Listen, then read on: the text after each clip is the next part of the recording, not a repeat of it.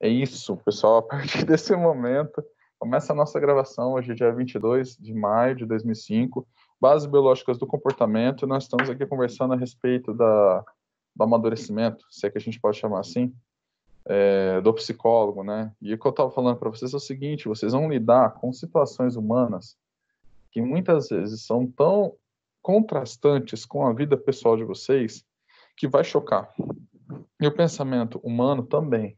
Os diferentes autores, ao mesmo tempo, falando coisas pesadas em termos de compreensão, né? Em termos de aprofundamento filosófico, ou os professores falando coisas ao mesmo tempo, que muitas vezes são contraditórias e pesadas em termos de aprofundamento filosófico. As práticas da vida do dia a dia vão fazer a gente repensar, e às vezes os exemplos também. Ontem nós estávamos conversando lá sobre análise funcional. Eu toquei dois exemplos que depois eu fiquei pensando naquilo e pensei assim, nossa, o que será que vão localizar e pensar a respeito, né? Falei da possibilidade de alguém se aproveitar do outro, dei um exemplo lá, o moço que espia a moça pela janela. Caso não tenha ficado claro, não é que eu acho isso normal, não, e nem estou naturalizando isso, pelo contrário, estou falando exatamente o contrário, estou falando que ele está perdendo a humanidade dele ao desumanizar o outro, né? Ao se desumanizar, ele está agindo pelos interesses dos instintos, assim, como se fosse um animal. E isso daí deixa o ser humano doente, né? Deixa a gente doente. Você funcionar estritamente pelos seus instintos. Não é que você não vai ter prazer na vida, não é que você não vai buscar coisas boas, não vai ter interesses assim mais carnais, por assim dizer. Você vai ter tudo isso. Mas se você deixa que esses interesses, que esse hedonismo tome conta do teu corpo, você começa a se desumanizar. Então, esse exemplo era o exemplo exatamente para falar quando a pessoa adoece, quando ela começa a adoecer, quando ela tira proveito da outra e já não percebe mais que é um proveito, que é um ser humano, apenas porque aquilo pode ser prazeroso para ela, né? Esse é o princípio das parafilias, é o princípio do uso de drogas, de uso de substância, eventualmente da criminalidade. Não pensem que o sujeito que rouba um celular, por exemplo, ele não tem um ganho com aquilo, ele tem um ganho do material, ele tem prazer naquilo também. Há um reforçamento, por isso ele faz, aumenta a frequência, tá? Mas isso não quer dizer que é bom, não quer dizer que é algo certo, honesto, digno e nem humano. E a forma que eu vou usar de me expressar é a forma que está dentro de uma teoria psicológica. E aí eu preciso ter máxima seriedade também para olhar para esse caso e eu, enquanto ser humano, buscar rehumanizar essa pessoa. Porque também, enquanto psicólogo, não posso fazer um juízo de valor moral que julgue e condene a pessoa para todo sempre. Se eu faço uma coisa dessa, eu estou também desumanizando ele, percebe? Então, enquanto psicólogo no consultório, eu preciso tentar resgatar os valores dessa pessoa. Enquanto ser humano na minha própria vida, eu preciso tentar resgatar meus valores. Então, eu sempre fico confrontando isso e eu sei que às vezes é um porre, é pesado, né? E às vezes eu faço longas pausas assim com relação à aula, porque esse aspecto de resgatar a humanidade, de um tempo para cá, ele ficou meio cafona de se falar a respeito. Não se escuta mais. Eu fico vendo o pessoal compartilhar coisas assim de sites, né, que não são nem confiáveis, mas que tem alguma piadinha, alguma coisa, né? A psicologia do Buzu. Tem sempre um comentário em tom de piadinha, falando a respeito da individualidade, a respeito da gente preservar a si mesmo, né? A respeito da gente buscar a nossa individualidade, mas, de certa forma, aquilo lá contribui para esse estereótipo, assim, para essa desumanização. Então, por isso, os exemplos que eu vou falando com você são exemplos muitas vezes pesados, né? O consultório nosso de psicologia, ele não vai ser formado apenas por pessoas que querem autoconhecimento e querem se relacionar e saberem quem são. Ele vai ser formado muitas vezes por pessoas que estão em sofrimentos horríveis, assim, em situações de vida ou morte e sofrimentos de matar ou morrer também, né? De expor o outro ao fracasso, de expor o outro à derrota. é algo pesado mesmo, né? E aqui, nessa disciplina, quando a gente começa a falar de bases biológicas do comportamento e começa a falar das condições de síndrome, inevitavelmente a gente fala do sofrimento humano. Mas o olhar que eu preciso ter para com isso não é um olhar de pesar de quem olha para a genética e para a síndrome e vê um destino irreversível, fadado ao sofrimento. Não é isso, não. É o contrário. É o olhar de quem vai em direção ao caos, buscando restabelecer ordem naquilo, né? Vocês vão reparar que existem duas forças de tendência, assim, duas forças simbólicas de tendência, o caos e a ordem, né? E é no equilíbrio dessas duas forças que a gente encontra a nossa vida. As situações, elas são caóticas por natureza, até certo ponto. Elas possuem ordem por natureza, até certo ponto. E o ser humano, ele vai também, às vezes na contramão disso, às vezes na mão disso, né? Mas ele vai também trabalhando com essa coisa do caos e da ordem. Então, assim, a natureza é uma espécie de caos, as coisas acontecem. A civilização é uma espécie de ordem. O ser humano tenta estabelecer regras sobre aquilo, né? Aí a criminalidade é um caos dentro da ordem. Então,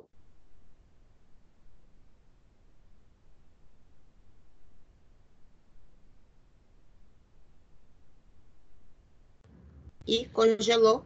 Ah, não. congelou muito tempo? Não, só um minutinho. Só o Bom, finalzinho mas mesmo, é professor. isso. Só o finalzinho. Mas é isso. Assim, a psicologia e a compreensão das coisas é essa, de que há um caos e uma ordem, que são duas faces da mesma moeda, e é o caos dentro da ordem, dentro do caos, dentro da ordem, e o psicólogo, ele está exatamente na articulação disso, né? Então, teu cliente chega nervoso e ele chega doente, ele chega com problema mental, é o caos instalado no teu consultório. Você não sabe como agir. E aí você o orienta, faz a análise funcional do comportamento dele, faz sentido da narrativa dele, ajuda ele a buscar um sentido para a vida. E aí quando você dá alta para ele, é a ordem. É quando a coisa estabeleceu de novo. E o psicólogo, ele precisa ter essa flexibilidade. Eu tô vendo o pessoal, ainda mais nos semestres mais avançados, perdendo um pouco dessa capacidade de buscar o caos. E o psicólogo, ele precisa buscar isso. Ele precisa, o tempo todo, aprimorar o conhecimento, aprimorar a língua dele, aprimorar a linguagem, para que ele tenha condição de lidar com o caos. Não existe, na vida, solução definitiva, a não ser na morte. Na morte, tudo é definitivo, né? Na morte, eu tenho uma figura e aquilo acabou. Mas na vida, não. Eu tô com fome agora e eu não tenho como comer e aquilo é o caos. Começa a me deixar desesperado. Aí eu almoço e é a ordem, é o restabelecimento da paz, daquilo que é bom. Só que dali a pouco eu vou ter fome de novo e tá instalado o caos novamente, né? Para mais tarde eu ter que fazer outra coisa, jantar, para ter a ordem. Nos funcionamentos psicológicos a coisa é mais ou menos assim também. É o caos dentro da ordem, né? Então eu tenho um sofrimento psicológico que eu não estava esperando, é o estabelecimento do caos, e aí eu tento ir em direção a ele, é a ordem. No curso de vocês vai ser assim, E cada sabe, matéria nova que professor, começa. então, e nas leituras que eu estou fazendo no livro do comportamento, mexe muito com a gente, porque a gente se vê como protagonista, né? E eu lembro que quando nós entramos no curso, perguntaram, não me lembro agora quem, perguntaram pra gente assim, por que que a gente queria fazer, por que que a gente estava ali, né? Por que queria fazer Fui eu. psicologia? Foi você! E cada um disse uma coisa. Eu disse uma coisa assim, ridícula, porque não é mais aquilo lá. Eu não busco mais aquilo lá quando eu entrei, sabe? Porque eu falei assim, eu quero ajudar as pessoas, eu quero atender, eu quero ser melhor. Cara, eu estou me desconhecendo, porque eu tenho que cuidar de mim agora. E já tô vendo de uma outra forma a psicologia. Não sei se eu tô no caminho certo, se eu tô aí entrando no caminho, mas eu tô numa uma busca incessante agora, minha. É muito Foi legal. mais rápido, É foi positivo mais isso. rápido do que eu imaginei. Isso daí É chega muito no semestre positivo. final, assim, ó. Eu sempre vou perguntando. Todo semestre eu sempre vou perguntando. E eu tenho uma memória muito boa para esse tipo de coisa. E eu vou lembrando quem é que me falou A e depois falou B, né? E normalmente no último semestre vem uma coisa assim, nossa, professor, como eu era um babaca, arrogante, eu cheguei achando que eu ia dar conta de mudar o mundo e agora eu tô pensando em arrumar minha cama, assim, né? Tô tentando Ah, arrumar meu quarto.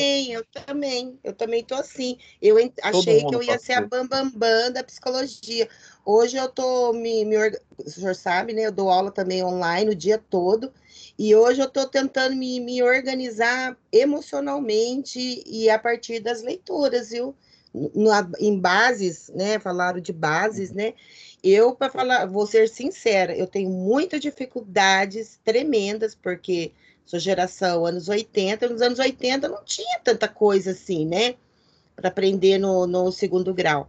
Então eu comecei tudo de novo lá no AVA, eu estou na unidade 1, eu estou indo assim, de novo, estou fazendo tudo, assistindo os vídeos, fazendo leitura, para poder me localizar em bases. E o comportamento mexe comigo, eu gosto muito do comportamento, eu gosto muito, nossa. Mexe mesmo. E é bom que tá mexendo. E aí, já que a gente tocou nesse assunto, que não tem muito a ver com a aula, mas que é um exercício para a vida, eu já falei em outras matérias para vocês, e vocês vão me escutar falando isso muitas vezes, porque é uma coisa que é realmente verdadeira, é realmente real. É assim, ó, que bom que você está pensando sobre aquilo que você falou e sobre quem você é agora, porque uma coisa que realmente leva a pessoa à doença é ela estabelecer uma autoimagem sobre si, uma autoimagem estática, ela aceitar um rótulo, sobretudo um rótulo negativo, que a limita e tira ela da possibilidade. Não tem coisa mais marcada na nossa vida do que um rótulo que nos limita e nos tira da possibilidade. Você quer condenar o teu futuro, é olhar para si mesmo e dizer só, sou preguiçoso. Tá feito o fracasso, tá feito a condenação. Porque quando você olha para uma imagem estática e absoluta, você está falando de algo morto. É na morte que a gente é alguma coisa. Enquanto a gente é vivo, a gente está alguma coisa. Porque quando uma pessoa morre, você olha para ela no caixão e aí você consegue falar: olha, ele foi assim. Porque a maior parte do tempo da vida ele foi daquele jeito. Mas enquanto a gente está vivo, enquanto há tempo, enquanto há vida, há jeito. Então, assim, olha, eu estou com dificuldades agora. Que bom que você está percebendo que tem dificuldades. Quer dizer que você está mapeando o teu conhecimento. Não tem coisa pior, mais triste nesse mundo do que achar que você não pode aprender mais nada. E que você já sabe tudo e que não tem mais nada a aprender. Sendo que o conhecimento é infinito, né? Isso é muito limitante. E não tem coisa pior do que você fazer uma autoimagem sobre si e aceitar esse rótulo estático. Ah, eu sou preguiçoso. Talvez o melhor desenvolvimento possível seja o desenvolvimento da nossa consciência. E a consciência é um processo dinâmico. É um processo, na verdade, de integração do ser humano. É uma função psicológica que integra todas as outras e é aquilo que a gente é de verdade, a nossa consciência. E tirado tudo é o que sobra. Quando nos tira tudo, o que sobra é a nossa consciência. E um exercício bom para essa consciência é fazer uma imagem, sim, mas não uma imagem estática, né? Mas uma imagem boa e futura. O que eu quero entregar na hora da minha morte? Que é esse o exercício real, que é o exercício que os filósofos antigos faziam, é o exercício que Aristóteles fazia, que é o exercício de olhar para a vida com máxima responsabilidade, para não perder tempo nenhum de nada, para não entrar em atitude alienante, para não entrar em atitude que vai te fazer fugir ao teu objetivo. Na hora da morte é que a gente entrega, né? Como se quando a gente nascesse, a gente recebesse uma pedra de mármore, daquela bonita, né? Mais bruta, que não tem forma de nada. A gente nasce nesse mundo informe. E é nos dado também um martelo e uma estaca para ir quebrando aquela pedra, né? E durante toda a vida você tem que lapidar aquilo e tem que fazer um esforço para quebrar, porque não quebra fácil, né? É um esforço diário, constante. E se você não sabe o que você está articulando, se você não sabe o que você está fazendo, se você não sabe o que você quer, o grande risco é que você vai quebrando essa pedra e vai mantendo ela disforme durante toda a vida. Você fica vítima da circunstância e não protagonista, né? E se você desenvolve, então, uma imagem a respeito de si, aí você está perdido mesmo. Porque daí você começa a parar de lapidar. Você começa a parar de querer mudar. Você, eu sou preguiçoso, eu caio naquela coisa do Jorge Amado, né? Eu sou Gabriela, eu nasci assim, eu cresci assim, eu vivi assim, você sempre é assim, eu sou Gabriela. Quer dizer, não tem mudança. Nesse caso, você adoece. Você começa a olhar para o futuro sem perspectiva. Você desiste das coisas, né? O maior indicador de depressão e de suicídio não é a tristeza, é a desesperança. É olhar para o futuro sem a esperança de mudança, né? Isso realmente patologiza as pessoas, né? Deixa as pessoas doentes, né? E aí, então, se eu faço esse exercício sincero de olhar para mim agora, aquilo que eu tenho, e aquilo que eu quero ser nessa vida, né? Se eu levo a vida com máxima seriedade, olho para a vida como se eu tivesse uma única bala na agulha, né? É a única chance. Eu só tenho uma chance, né? É um tiro. A vida é um tiro, é uma chance. Se você olha para a vida com essa máxima seriedade, que você só tem uma chance, e que você tem que sair daqui satisfeito, né? E não tem coisa pior do que se arrepender na hora da morte, que é de fato o pior arrependimento de todos, na hora que você realmente não pode mais fazer nada, né? E por isso o arrependimento da morte é muito ruim, porque é na hora que realmente você não tem mais possibilidades, né?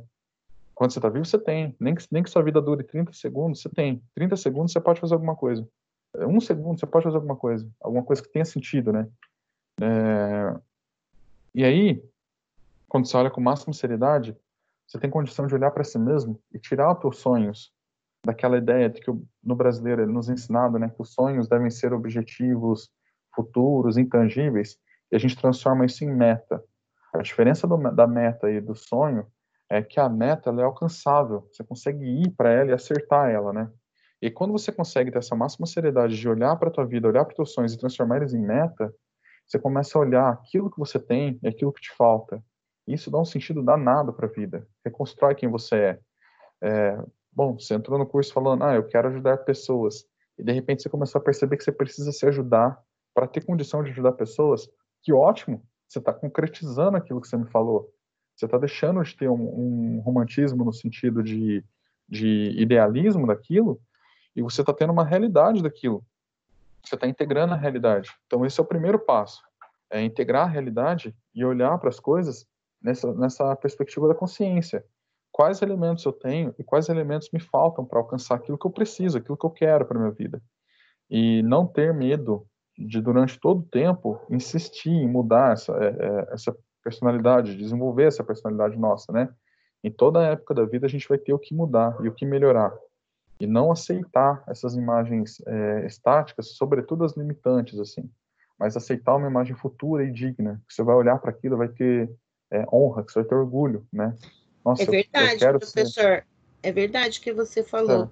Eu falo por mim, né, na minha idade, depois de tantos anos fazer um outro curso, uma área bem diferente da que eu trabalho, e quebrar paradigmas. E hoje eu estou me sentindo tão mais jovem ou tão jovem quanto os meus parceiros de curso, que eu converso todos os dias, trocamos atividades. Eles me ensinam tanto que eu estou assim, chocada com o que eu estou me tornando. Sendo que eu é achei que, ótimo. nossa, eles estão aí, eles podem dizer, eles me ensinam muito. E eu achava que eu era bambambam bam, bam, e sabia tudo pela minha idade, pela minha vivência, ou profissão. Eu não sei nada. Eu estou aprendendo um monte de coisa. É muito 10, viu? Olha, é positivo a mudança. Dói às vezes. Mudar dói, mas está valendo a pena. Tem que doer o tempo todo mesmo. Quer dizer que você está viva. A dor é um sinal. A dor é um sintoma da vida. E ela é inevitável. A dor é um sintoma da vida, é uma coisa ótima. Se está doendo é porque você está vivo. A hora que parar de doer, você tem um problema. Quer dizer que você morreu. Ou você morreu no sentido figurado, metafórico, né? Ou você morreu de verdade. Parou de doer quer dizer que você morreu. Você não está fazendo esforço nenhum mais. Tudo na vida dói. Estagnou, né, professor? Estagnou, parou.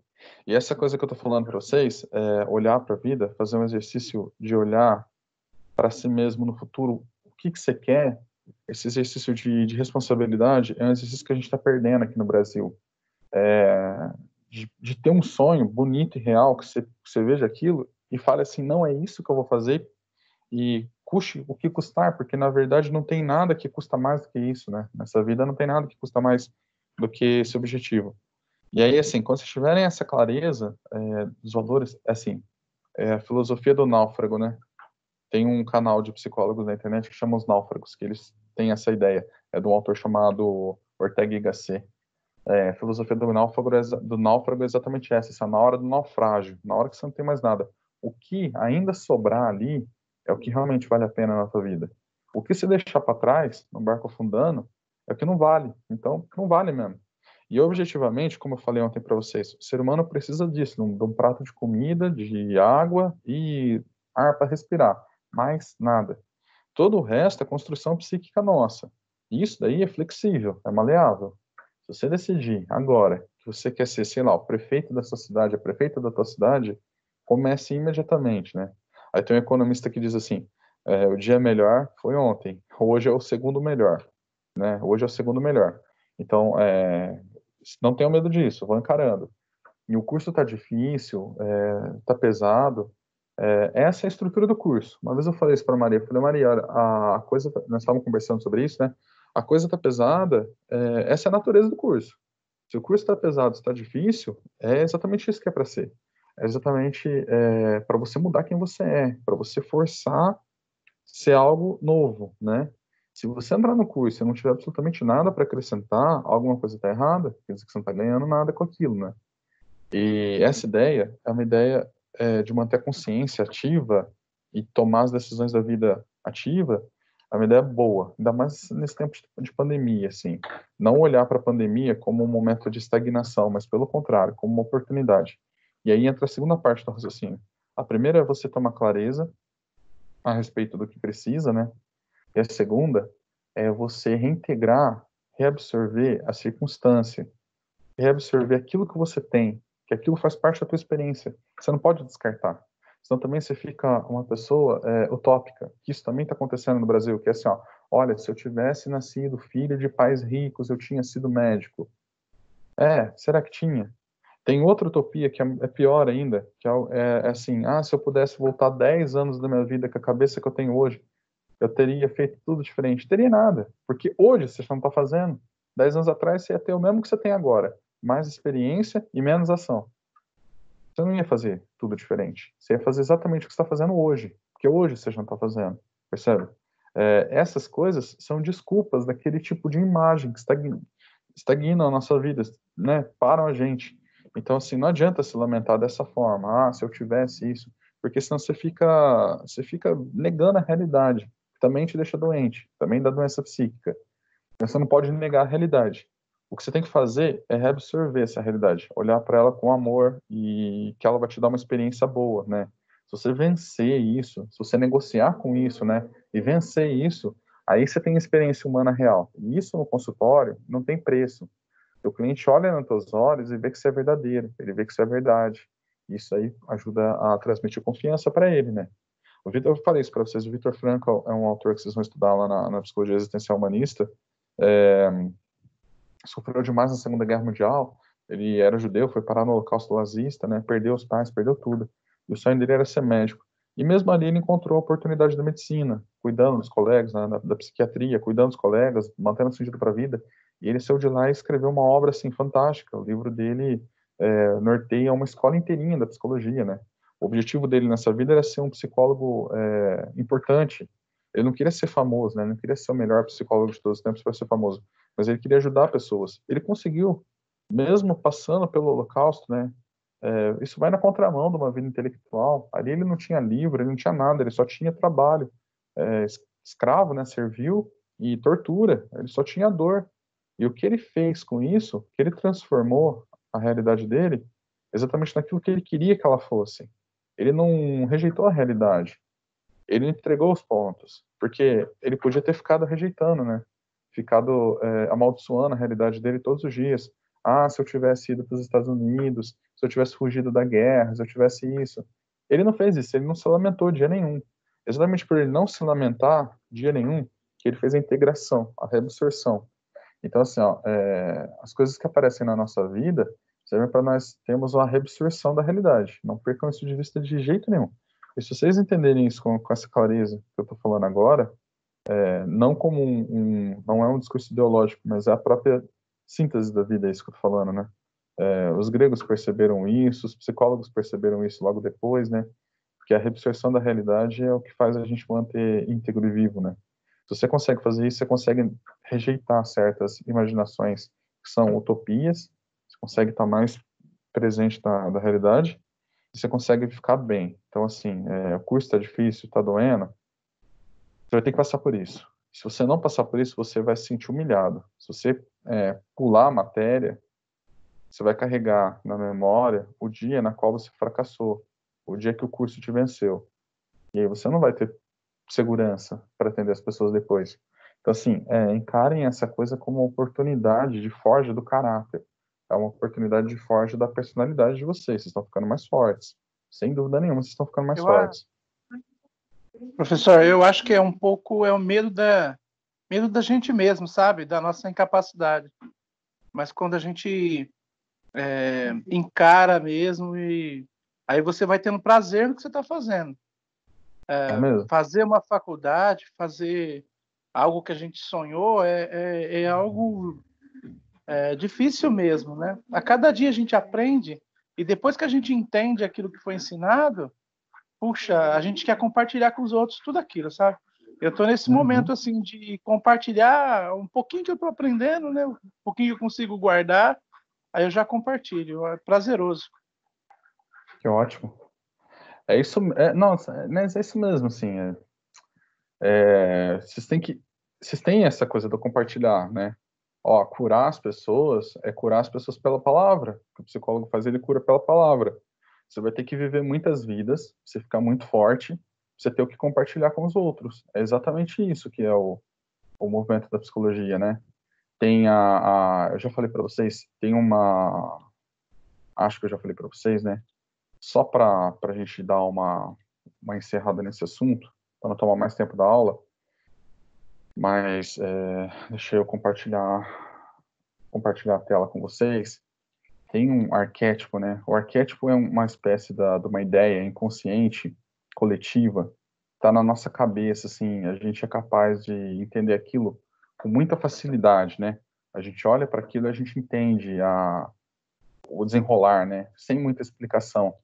Isso porque esse modelo simbólico foi tão importante na história da humanidade que ele se consolida, ele aparece com muita facilidade, assim, né? E o arquétipo do curador, o arquétipo do psicólogo, é o arquétipo do Chiron, que é o curador ferido, né?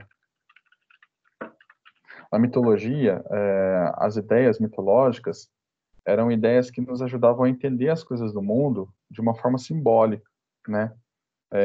Os trabalhos do Hércules, a fraqueza do Aquiles, a fraqueza do herói. Não é que aquilo de fato aconteceu, não é essa a ideia. É lógico, quando a gente lê, a gente tem que acreditar que aquilo de fato aconteceu. Tem que olhar aquilo com máxima compreensão, né, de que de fato aconteceu mesmo, de verdade, foi aquilo que aconteceu. Mas aquilo tem algo a mais. Ele nos ajuda a compreender uma fundamentação humana, uma funcionalidade humana que está além do mundo imediato, né? Então, eu olho para as mitologias gregas e eu entendo uma estrutura humana que está além do mundo imediato, assim. E uma dessas mitologias é a mitologia do Quiron, que é o curador ferido. Ele era um centauro, né? Centauro é essa criatura que é metade homem, metade cavalo. E ele tinha uma característica, que ele era diferente dos outros centauros, porque ele não era arrogante, ele era bondoso. E ele tinha propriedades de cura, ele tinha poderes de cura, ele curava as pessoas, né? E ele era inteligente, ele era sábio e ele era bondoso. E numa dessas, Hércules pediu para ele acompanhar numa das empreitadas lá de luta, e ele acabou sendo ferido de morte por uma flecha envenenada. E a flecha atingiu ele numa posição vital, de tal forma que o veneno da flecha ele era incurável, né? Então Kiron o tempo todo ficava morrendo por aquilo. E o tempo todo ele ficava regenerando por aquilo, né? Então, o tempo todo ele sentia a dor do mundo nas costas, ele sentia tudo aquilo doendo dentro dele, e o tempo todo ele estava rearticulando aquilo e usando daquela experiência da dor para ter ainda mais empatia para com a pessoa que ele estava olhando e curando, e para ter ainda mais humanidade, mesmo ele não sendo um ser humano, para com aquela pessoa que ele estava ali olhando. Então, o psicólogo, ele tem essa coisa do Kiron, que é o curador ferido, né? Vocês têm que sentir dor mesmo. Cada vez que vocês sofrerem, vocês entendam que isso daí é uma oportunidade. Quer dizer, não estou falando de vocês serem sádicos, masoquistas, não é para procurar a dor. Mas, assim, cada vez que vier uma oportunidade dessa, cada vez que vier um desafio desse, sofram o que tiver que sofrer, chorem o que tiver que chorar, mas logo em seguida, quando estiverem se recuperando, mantenham uma chama acesa de falar só, que oportunidade maravilhosa. Porque é nessa oportunidade que vai morar a compreensão humana. Perdendo um namoro, por exemplo, rompeu o namoro, perdi o namorado, perdi a namorada. Nessa hora, você sabe o quanto que dói. E sabendo o quanto que dói, é a flecha te matando, que você vai cicatrizar e mais tarde vai curar no outro, entendeu? Ah, eu fiquei desempregado, eu passei na quarentena, eu tô aprendendo a estudar, eu descobri que eu sou burro, eu descobri que eu estava burro. Parabéns, todo mundo tá, né? Teu cliente vai se sentir burro o tempo todo mundo se sente assim, uma hora ou outra, né? E aí, eu senti que eu fui enganado, eu senti que eu estava arrogante. Que bom que você sentiu essas coisas. Se você sentiu isso, quer dizer que você tem um coração de verdade. E aí, sentindo essas coisas, você vai poder olhar para o sofrimento do teu cliente sem falsidade. Você vai olhar para aquilo com máxima verdade, né? Nossa, eu sei como é que é, eu sei na pele como é que é. Então, história de vida autêntica, com oportunidades, assim, circunstanciais horríveis. Nossa, eu fui estudar depois de velho. Que ótimo, você sabe dar valor nisso. Eu precisei aguardar 20 anos para fazer o curso de psicologia. Que maravilha! Você sabe o que é a paciência. Você sabe exatamente na pele o que é a perseverança. Você sobreviveu por 20 anos, você aguentou, você não desistiu. Exatamente, você vai ter propriedade, né? Então, o primeiro arquétipo é esse, do Kiron, que é o curador ferido, que é o arquétipo do psicólogo, né? O segundo arquétipo do psicólogo é do velho sábio, que é o mago, né? O velho sábio, ele também é o mago dos filmes. Sempre tem um mago. O mago é o velho sábio por quê? Primeiro, que ele é velho mesmo, né? Ele acumula experiência. Segundo, que ele é sábio. E ser sábio significa articular a experiência. O que vocês precisam ser? Velhos sábios. E Kiron. Vocês têm que olhar para a dor como oportunidade de sentir aquilo e depois entender a dor do outro e olhar para as experiências da vida como oportunidade de envelhecer. E aí não é envelhecer em idade cronológica, é envelhecer em idade mental. O que o sábio tem? O que o velho sábio tem? É que ele viveu muitas vidas. O Gandalf fala isso. O Gandalf fala isso. Vivi 1000 vidas. Significa que ele teve presente de forma íntima na vida de muitas pessoas, de tantas pessoas, que ele é capaz de articular as possibilidades humanas, além daquilo que ele experimentou. Ele é mais, ele está à frente. Então, o psicólogo tem que ter isso também. Ele tem que ver o sofrimento do outro e olhar aquilo com máxima seriedade para aprender aquilo, para ele poder envelhecer. É um processo de envelhecimento artificial, assim, né? Você não vai ter idade cronológica avançada, mas você vai ter idade mental avançada. E você tem que ler. Você tem que estudar literatura para poder ganhar modelos de idade mental.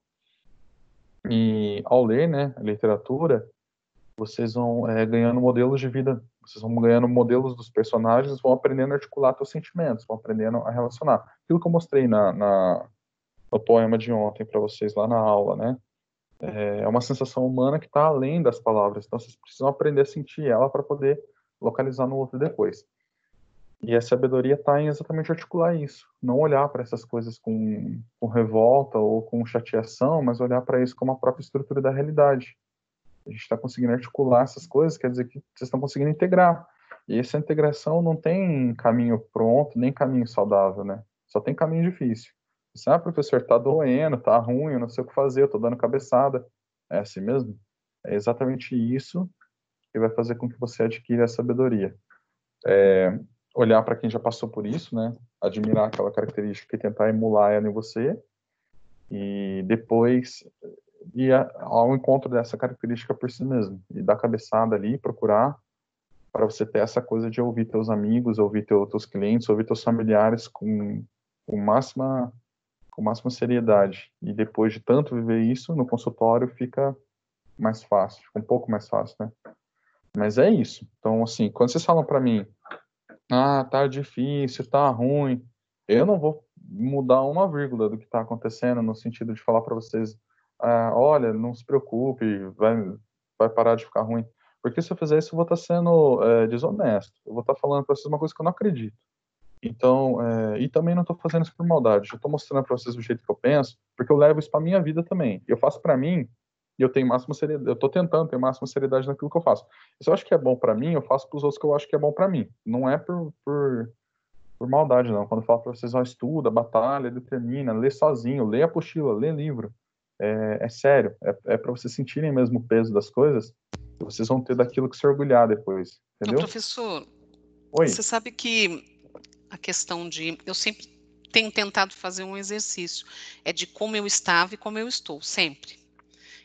Como é que eu estava em fevereiro, quando eu optei pelo curso, quis fazer, como eu estava, como é que a Maria estava lá, e evoluiu, o quanto ela evoluiu. Então, quando você olha para isso, aí você vê o resultado, você vê que não teve nenhuma inércia, que como o Eberson falou, poxa, eu fico feliz quando Então, assim, você vai sentindo esse amadurecimento, essas mudanças que vão acontecendo, desconstruir para construir, para romper paradigmas, enfim, né? Sentir aquilo, ser, como a Dulce falou, nós mesmos, enfim. Então, eu sempre tento fazer e verificar. E quando eu olho para trás, eu vejo o quanto, eu acho que todos, o quanto a gente já caminhou, entende? Então, eu acho que é isso mesmo que você falou, nós vamos ter que passar por isso, né? E ok, da melhor maneira possível.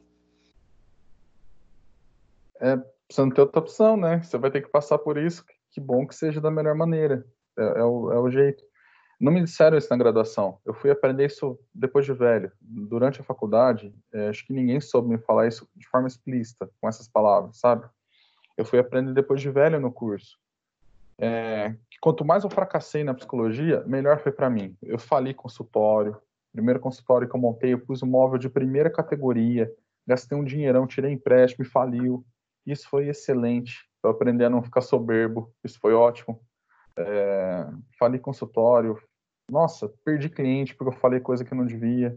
Fui rude quando não deveria ter sido. Isso é maravilhoso, assim. Você passar por essas coisas e olhar para isso, entender que isso é bom, é ótimo.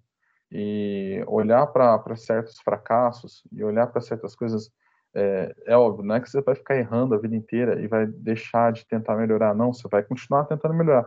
Mas olhar para isso com essa doçura no coração, de que é assim mesmo o processo e tudo bem, isso faz com que você tenha uma força de determinação muito grande que nada te tira do caminho mais depois.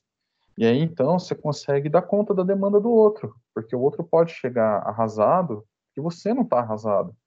Agora, se você tem um coração devastado, se você olha para si mesmo com piedade, com dó de si mesmo, cansado, você não consegue ouvir a demanda do outro. Você está ocupado demais olhando a tua ferida, uma ferida que não vai cicatrizar, já te digo agora que não vai cicatrizar. Não vai cicatrizar porque vocês têm dentro de vocês a busca pelo caos. Se vocês não tivessem, vocês não estavam procurando esse curso. Se vocês não tivessem interesse em saber o que é o ser humano, e eu sei que querer saber o que é o ser humano é querer saber o que é você mesmo também. Na hora que a gente fala lá no primeiro dia de aula, normalmente a gente tenta responder aquilo que é bonito, né? Eu quero ajudar a humanidade.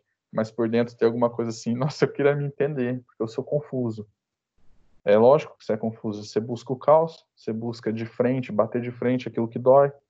E se essa é a tua vocação, quer dizer, se isso é aquilo que te chama, isso vai estar sempre presente na tua vida. Não adianta negar.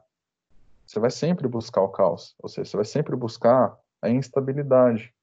A hora que a coisa estiver parecendo que tá boa, você vai arrumar outra coisa para fazer, você vai inventar algo novo. Então, o melhor que você pode fazer é olhar para tudo isso com amor, porque é como vai funcionar. Tem pessoas que têm outras vocações que não vão fazer desse jeito. mas o psicólogo normalmente vai. O arquétipo do psicólogo é esse mesmo, de buscar o caos, buscar pelo difícil, buscar pelo caminho mais complicado.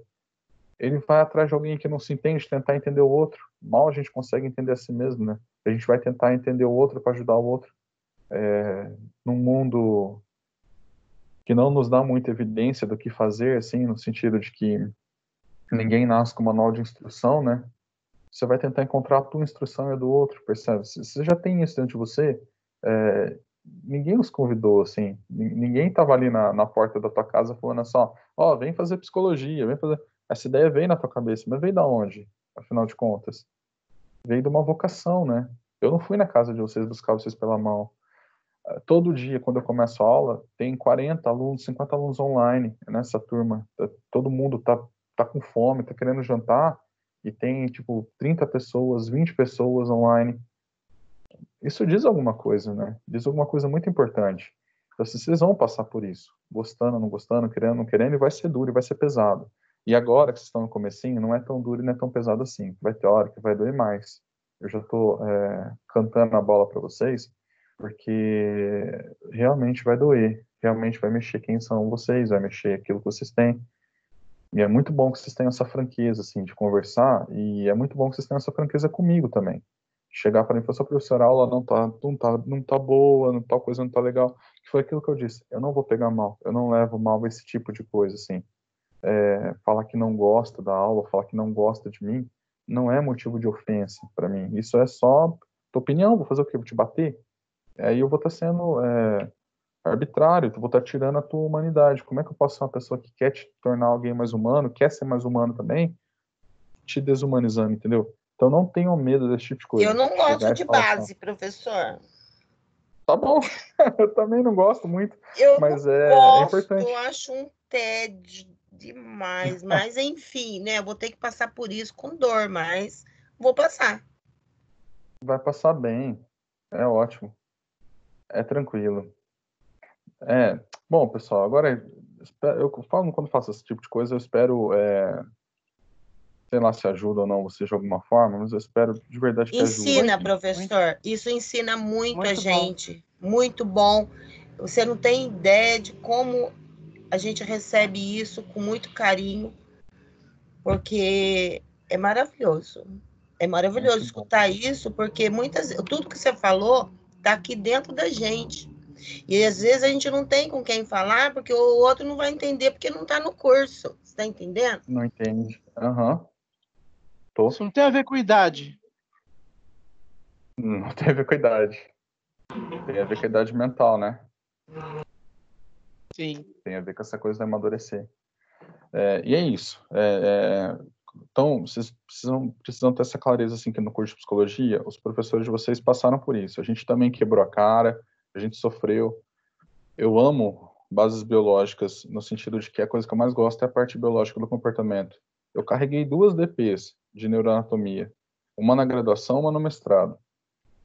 Você vê, nem tudo sai como a gente quer, né? Era a matéria que eu mais curtia, mas não era aquela que eu tinha mais afinidade em termos de aprendizagem. Então, nem tudo sai como a gente quer. Não passei no vestibular direto, precisei fazer cursinho. Minha clínica agora dá mais ou menos certo, mas ela já faliu. Então, assim, às vezes, vocês olham alguém que está um pouco mais adiantado na carreira e vão comparar consigo mesmo, às vezes dá uma coisa assim, não, mas parece que tá todo mundo levando na boa. Não tá. Tá todo mundo arriscando, dando canelada, batendo cabeça. Então, fiquem tranquilos com relação a isso, tá? Ah, tá difícil, tá pesado? É assim mesmo. Vamos conversando, vamos mandando dúvidas para mim, vamos abrindo o manual. E, sobretudo nessa matéria, eu deixo ela mais solta, eu vou mostrando uma aula, vou mostrando a outra, para articular as coisas em assuntos, porque vocês vão perceber que o assunto dela também é recorrente. Ela fala de uma síndrome, fala de outra, vai num ponto, volta no outro, e ela acaba voltando. Então, nesse sentido, eu estou fazendo esse vai e vem com vocês. Mas eu espero que essa metodologia ajude. Se não ajudar, vocês podem me falar com clareza como poderia ser melhor, porque daí a gente consegue alinhar, tá? Nosso ponto de vista, nossa perspectiva. Bom, para hoje, desse assunto, então, obrigado pela atenção, tá? Obrigado por ouvirem isso e acho que vamos alinhar nossos ponteiros para vocês ficarem bem no curso. Não se desesperem com prova, com nota, as coisas vão dar certo. Tenham perseverança. E aí, da matéria propriamente, né? Do assunto da matéria. O que nós precisamos falar é a respeito das heranças, das condições hereditárias, né? Das heranças sexuais. Alguns pontos que ficaram em aberto a respeito da herança sexual, se eu não me engano, na unidade 2, seção 2, eu acho que é essa, uma aluna da manhã, a Lia, que vocês vão conhecer uma hora no curso, ela mostrou para mim um quadrinho na web aula que tinha uma figurinha e na hora eu não soube responder para ela. Isso está gravado no vídeo, né? Mais tarde eu fui procurar, que é essa parte aqui. Vai falar sobre a hipótese de Lyon. Eu já vi que não é Lion, né? Eu estava falando a pronúncia Lion, mas é Lyon, tá? O autor. A hipótese de Lyon é uma circunstância que a gente precisa conversar hoje, na aula de hoje. E depois, no quadrinho número 12, a apostila tem um erro, não na parte escrita, mas no desenho. E isso gerou uma confusão, porque a hora que ela usava o quadro de Punnett não funcionava, que é essa página aqui, ó. Se vocês repararem, nesse quadrinho aqui, está falando a respeito da herança ligada ao X, né?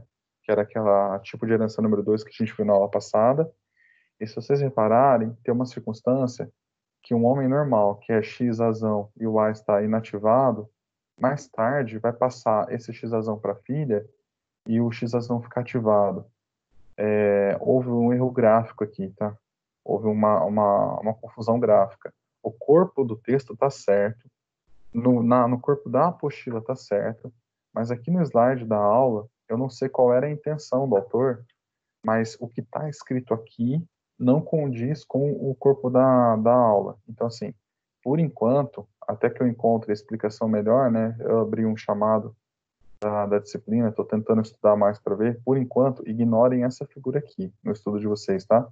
Na aula 2 da unidade 2, tem essa figurinha, ignorem ela por enquanto, porque, pelo que me parece, tem um erro gráfico aqui, confundido, ali trocaram o erro, e aí então ela faz uma incoerência. Isso para a herança ligada ao X. O que é essa hipótese de Lyon aqui, né? Que tem na apostila que vai ser ligada ao X. A situação é a seguinte: para homens, nós temos no nosso material genético o X e o Y, né? Deixa eu achar aqui a figura dos cromossomos sexuais, que são esses aqui, né? Os cromossomos não sexuais são chamados também de autossomos. E esses aqui, que são cromossomos sexuais, são chamados de alossomos, né? Os alossomos, eles têm uma característica que é a seguinte: eles têm uma parte deles que é análoga, né? Que fazem relação, homóloga, desculpa, são alelos homólogos que fazem relação, e eles têm uma parte que é análoga, que não faz a ligação uma com a outra. Então, nos homens, o X e o Y ficam ativados o tempo todo, dentro do nosso material genético.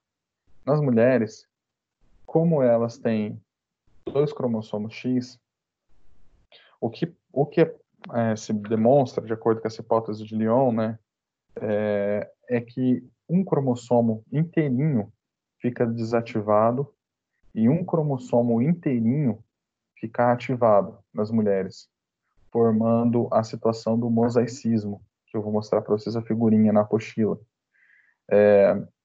Então, algumas células do corpo da mulher, caso ela seja homozigótica, não vai fazer a menor diferença, né? Se ela for azão, ou azinho, que é homozigótico, né? Isso não faz a menor diferença, porque ativando um, ativando o outro, o gene é o mesmo, né? Então, nessa circunstância aqui, não faz a menor diferença.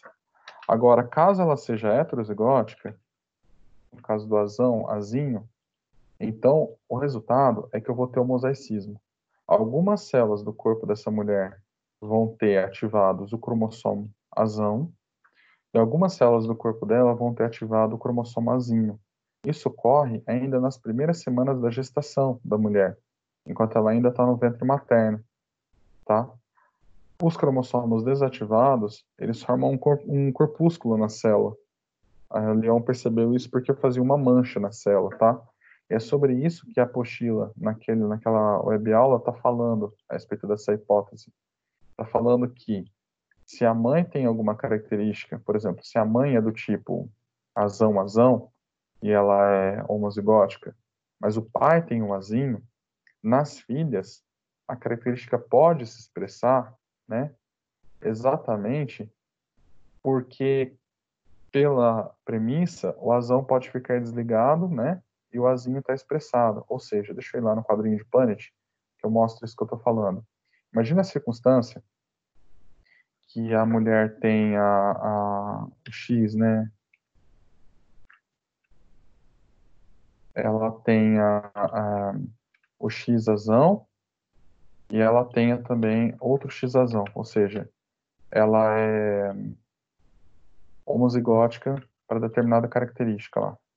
E o pai, ele vai ter um X azinho, né? Ele vai ter o X azinho.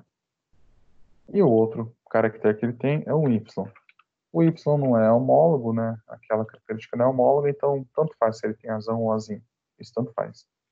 E aí, o que eu observo é que da mãe viram as características X azão, né?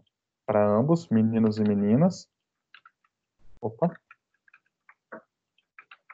Do pai, aqui vem o Y. E do pai, aqui vem o X azinho.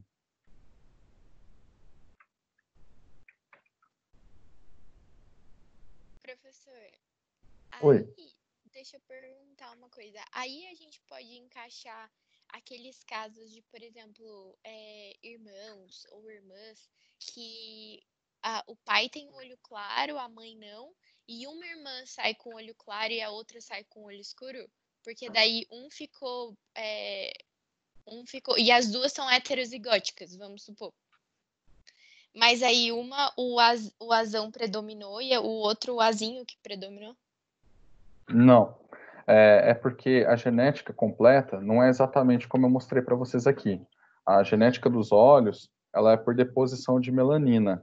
Então, quando eu falo olho azul e olho castanho, eu estou desconsiderando um gradiente muito grande, assim, né? É um pouco mais complexa a genética. Então, pode acontecer um silenciamento de uma condição ali da deposição de melanina e, na verdade, a porcentagem do olho claro, ela é probabilística.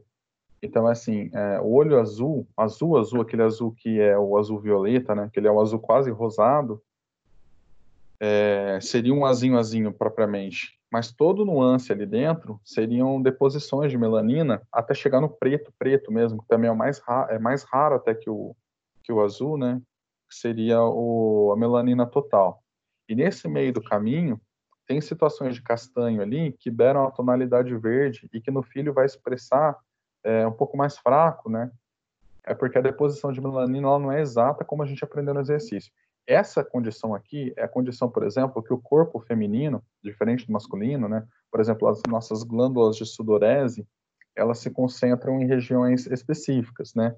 Nos homens, como a gente tem um X que se expressa por igual, que é só de um tipo, as glândulas masculinas, elas produzem suor por igual, todas elas.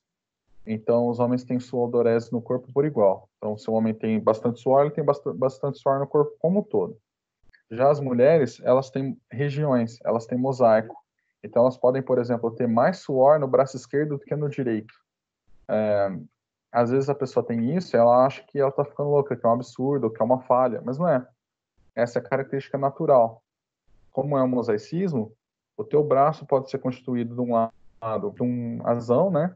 E do outro de um azinho. E aí o resultado é que você tem glândulas diferentes no braço, menor sudorese num braço, menor sudorese no outro, percebe? É nesse sentido. Não é... no próprio indivíduo, não é no filho dele que manifesta, mas é na própria mulher. De acordo com a hipótese de Lyon, se a gente olhar esse caso aqui, né, supondo que seja genética dominante, que era aquilo que ele estava falando. No caso da genética dominante, aqui todas as meninas seriam contaminadas, né? Todos os meninos seriam contaminados, não. Eles teriam a característica expressada, tá? Não é uma contaminação, é uma expressão, porque é no gene dominante. Então, o pai não tem, azinho ele não tem, a mãe tem com certeza, porque ela é duplo A, então, silenciado esse ou silenciado esse, qualquer um dos dois que se expressar, ela vai ter, o corpo dela não é mosaico. Agora, essas meninas, elas podem ter ou não aquela característica em partes do corpo, a depender do mosaico. Aquilo que é formado por X-azão vai ter. Aquilo que é formado por X-azinho não vai ter. Então, a expressividade aqui é relativa. Elas podem estar mais ou menos expressas a depender da probabilística ali.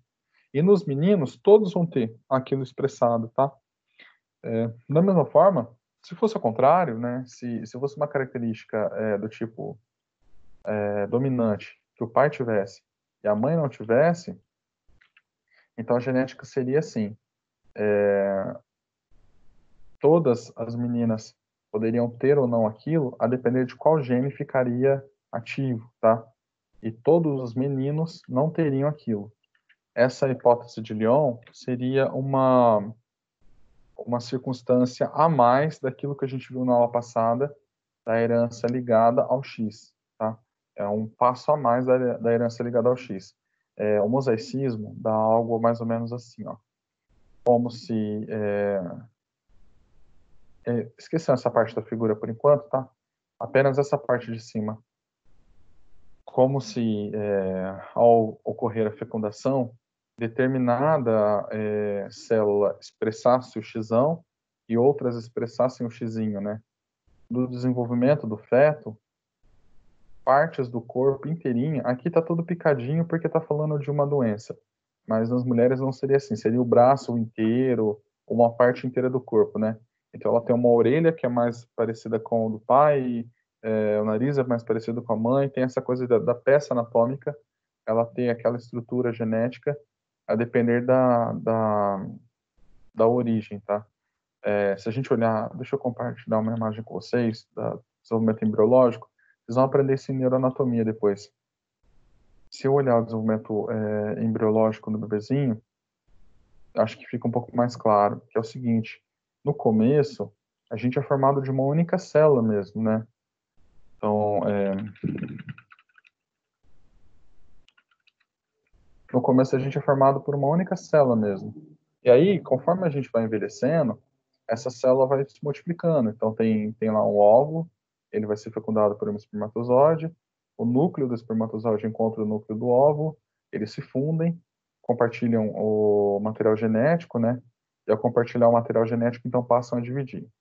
Mas vamos supor, por exemplo, que essa célula aqui, né, na divisão, ela já tem a ativação do gene que era X-azão, e essa tem a ativação do gene que seja X-azinho. Dali para frente, nas divisões subsequentes, uma estrutura inteira que vai ser derivada dessa célula aqui, que vai dar origem, por exemplo, a um braço, a uma perna, toda aquela estrutura vai ter aquela característica. Então, aquele conjunto de células que tem aquela característica, no corpo depois, na vida adulta, vai ser grande, assim. E é isso que é o mosaicismo. Que cada peça anatômica do corpo feminino pode ter o X ativado, o X-azão ou o X-azinho, se ela for heterozigótica, né? O exemplo da hipótese foi colocado lá no canal do YouTube para vocês, como uma videoaula. Eu pus lá para facilitar essa compreensão. Deixa eu digitar a videoaula.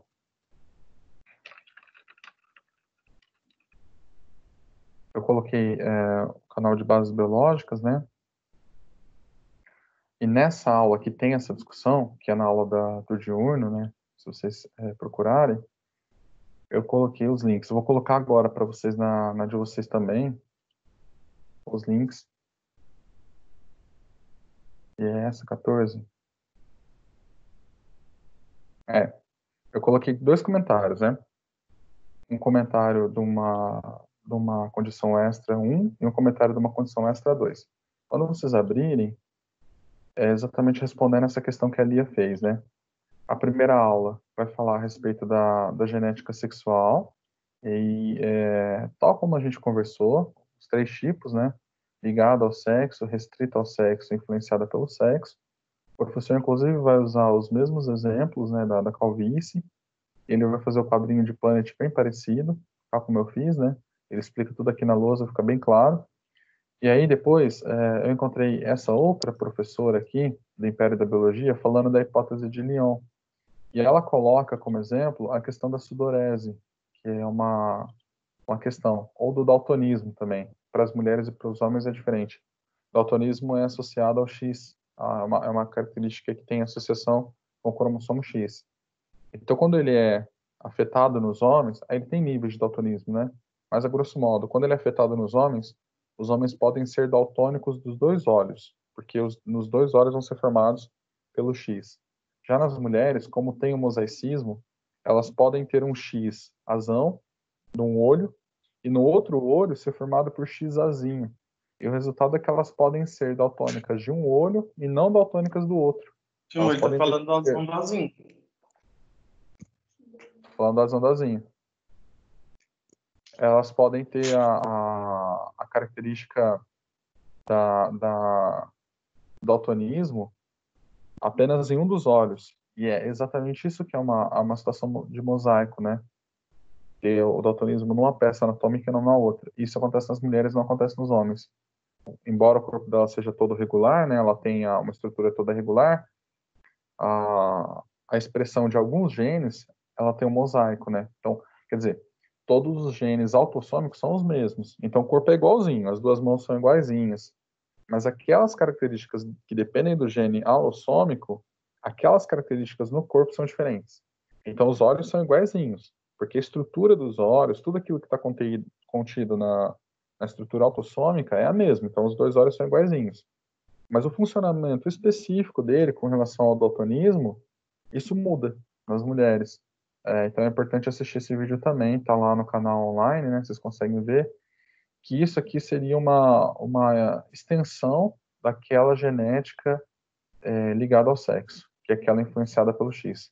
Então, além daquilo que a gente já falou na aula passada, da expressão ser diferente em homens e mulheres, né? Porque as mulheres têm X e duas vezes os homens têm X e Y, também ocorre essa situação do mosaico, do corpo feminino ser formado por peças anatômicas diferentes entre si. E essa situação gera essa circunstância, né?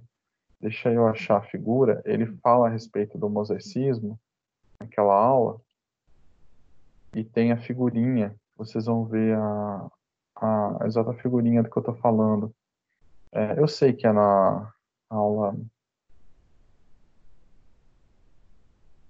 2.2, padrões de transmissão gênica, 69. Deixa eu chegar lá na página certa. Que é... Na hora que vocês forem estudar, vocês vão se deparar com essa figurinha. E é aqui, ó. Isso. Na hipótese, né, tem a inativação do cromossomo X, que é uma hipótese, né? Hipótese de Lyon. Tem essa circunstância aqui, ó. O que essa figurinha está dizendo é que o corpo feminino, o zigoto, é formado por um X com P e um X com M, né? E aí, na hora que essa célula vai se dividindo em mitoses, aqui ela está se dividindo em mitoses, né? E ela está formando a estrutura biológica. Então, por exemplo, a mãozinha do nenê está desenvolvendo. Tem poucas células no começo. Elas começam a se desenvolver em mitose, e elas vão aumentando em número e vão formando a mão. Uma célula carrega determinada característica, e quando ocorre a primeira clivagem, ela silencia um gene por completo. Então, aqui, por exemplo, nesse conjunto de células, foi silenciado o gene do tipo XM. E aí, todos esses cromossomos eles vão se condensar, né?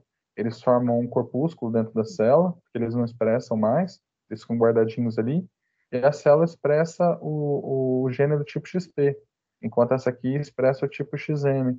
E aí, conforme aquilo vai crescendo na criança, no caso da menininha, né? O corpo dela vai ficando formado assim, por células de um tipo ou de outro. E isso garante o mosaicismo depois. Lá na vida adulta, o tecido dela é formado assim. X maior, X menor, X maior, X menor.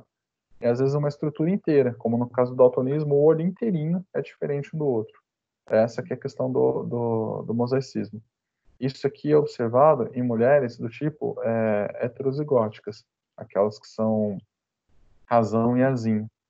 Como se o azão e o azinho se expressassem ao mesmo tempo, né? É o que realmente acontece. Eles se expressam ao mesmo tempo. Nas mulheres do tipo homozigótica, isso não acontece, não é porque o fenômeno não acontece, mas é porque tanto faz condensar um ou outro, o gene que sobra é igual. Então, se a mulher for do tipo X azão, um vai condensar, o outro vai ficar, né? Se ela for do tipo XAzinho, um vai condensar, o outro vai ficar. Então dá na mesma. Ela não tem mosaicismo. Mas aquelas que são heterozigóticas, elas têm mosaicismo. Elas vão apresentar o mosaicismo. E é normal, é uma característica normal. Só que eu já puxei a figura também. Essa é a figura que está inadequada lá na apostila, né? Não consegui encontrar explicação para aquilo, não me parece que está inadequada. E eu já puxei a figura do mosaicismo também para a gente falar da genética de hoje. Na aula passada, a gente começou a falar a respeito de 3 características relacionadas à não duplicação adequada do material genético, na verdade, a não disjunção do material duplicado, né? E a gente falou de 3 síndromes específicas. Da síndrome de Patal, né? Tem um jeito que é o triplo 13. Tem um jeito cretino de aprender isso, eu já mostro para vocês, tá? A síndrome de Edwards, que é o triplo 18. Nessas 2 síndromes, a chance de letalidade é muito alta, então provavelmente vocês não vão lidar com as crianças afetadas, a menos que vocês forem para o hospital, mas vocês vão lidar com os familiares, então é importante vocês conhecerem a síndrome para poder lidar com os pais, né? Com a mãe, com o pai, né? E a síndrome de Down. A síndrome de Down, ela é o triplo 21. E essa com certeza vocês vão lidar no consultório, porque ela é bem comum, e as crianças têm um desenvolvimento até a vida adolescente, a vida adulta, e elas são capazes de conversar, de aprender as coisas, de serem alfabetizadas. Então, provavelmente vocês vão lidar no consultório. É bem comum. O que vocês precisam decorar é que das 3 síndromes vigentes que têm maior incidência, os números são 13, 18 e 21. Não tem como não saber os números. E o 13, aí o que dá para fazer, assim, que eu falei que é a parte cretina, né, que é aquela coisa como fala, do macete, né, é lembrar que o 13 é o número do PT, P de Patal aqui, entendeu? PT do Patal, PT do 13. É o que eu consegui pensar. Eu sei, não é o jeito melhor, mas beleza, é o que dá para fazer. E Edwards é o 18 mesmo, porque daí se você ficar na dúvida entre um e o outro, o que dá para fazer é isso. P de Patal, P de PT, P de 13. Tá bom. Não precisa nem gostar do partido político, nada disso. É só para você acertar na prova, sem precisar ficar confuso, sem gerar confusão, tá? Então, essas 3 síndromes que a gente viu. Nessas condições, o triplo vai ocorrer no cromossomo do tipo autossômico. Então, se eu pego lá o cariótipo humano, né? Esse cariótipo humano aqui já tem uma questão que eu vou falar para vocês, mas eu pego lá o cariótipo humano, eu tenho um triplo 13 na Patal, um triplo 18 na Edwards ou um triplo 21 no Down, né? E aí dá uma síndrome. Eu tenho 2 características que são chamadas características intersex. Na aula de vocês, características intersexuais, que são também organizações na qual não ocorre a adequada disjunção, mas o que se mantém a mais são os cromossomos alossômicos, os cromossomos sexuais. Então, eu tenho 2 síndromes específicas. A síndrome de Turner e a síndrome de Klinefelter, tá? Turner nas mulheres, Klinefelter nos homens. São síndromes de alteração do tipo numérica nos cromossomos sexuais. Então, essa é uma questão. Na aula que vem, quando a gente começar a unidade 4, eu vou falar para vocês a respeito de características mais gerais. Mas nesse momento ainda, a gente precisa conversar a respeito dessas situações sindrômicas, sobretudo essas numéricas. Tanto o Klinefelter quanto a Turner possibilitam o desenvolvimento da criança de forma adequada, né? Quer dizer, de forma inadequada se comparado ao desenvolvimento típico, mas de forma mínima pela qual a criança vai conseguir crescer, ela vai conseguir desenvolver. E ela vai conseguir olhar para a realidade e entender o próprio comportamento. Então, ela também vai parar no consultório da gente.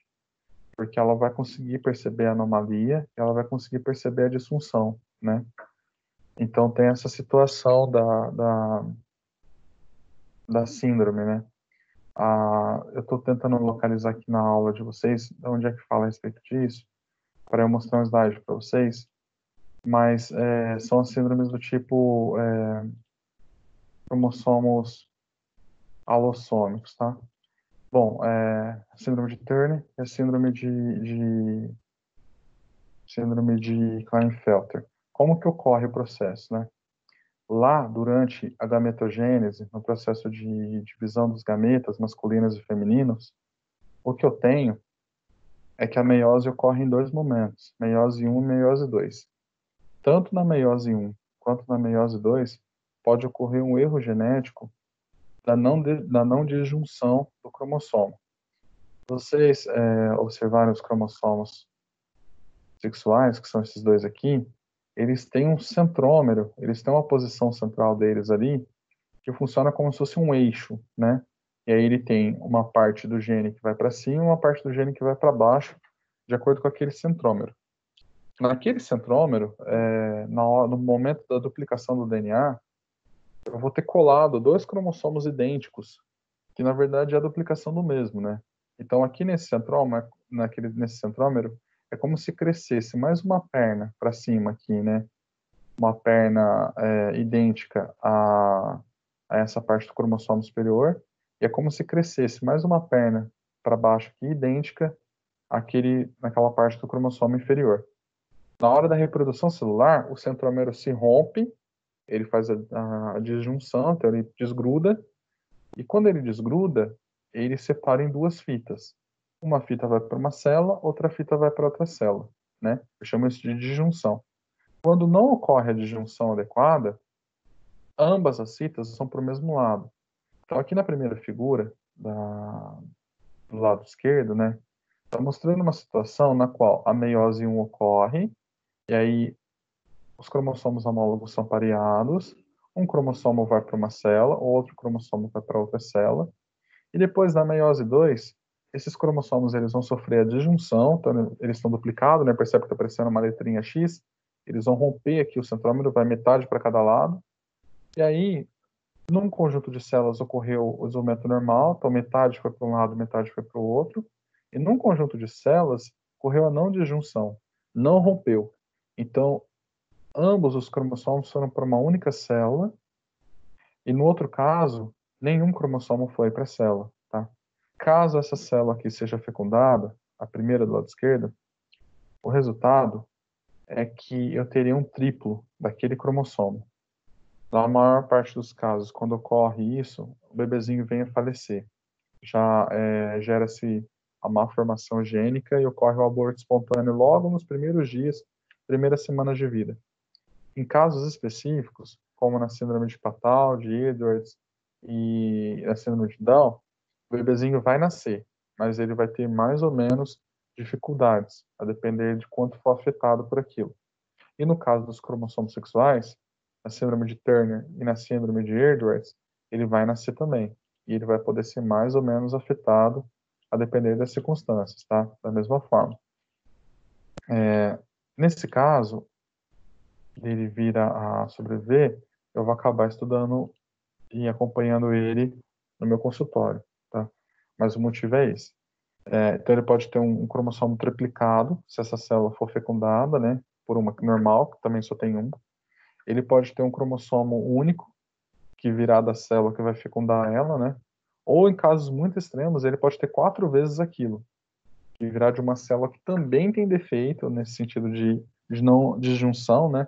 Isso é muitíssimo raro, de um espermatozoide que também não fez a disjunção, fecundar e ele ter 4 iguais. Essas são as possibilidades, né?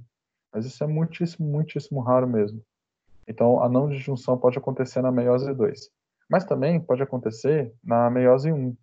Logo na meiose 1, ocorre aí não ocorre o pareamento dos cromossomos homólogos, né? E eles não se desligam. Ao invés de não se romperem lá no centrômero, ambos são puxados para a mesma célula. E aí o resultado é que eu tenho um conjunto de células que vai ser formado com cromossomos duplicados, né?